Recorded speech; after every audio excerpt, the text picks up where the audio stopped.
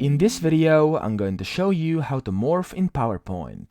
So the first thing you want to do is have some text on the first slide or whatever you want to morph, and then some on the second slide, or again, whatever you want to morph.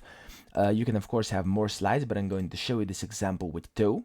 And then let's say I want this text to fly to the right of the screen over here, and then I want this text to come from the left side over here.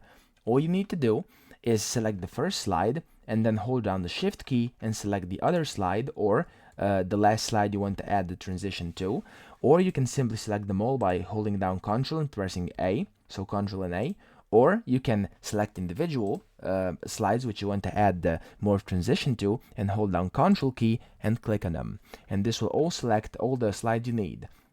Then you want to go to transitions up here, click on morph, and morph has now been added to your presentation. Now, as you can see, if I go in here to preview this, if I go to the next slide, you can see that this flows off the screen, and then this text comes from the left and flies onto the screen.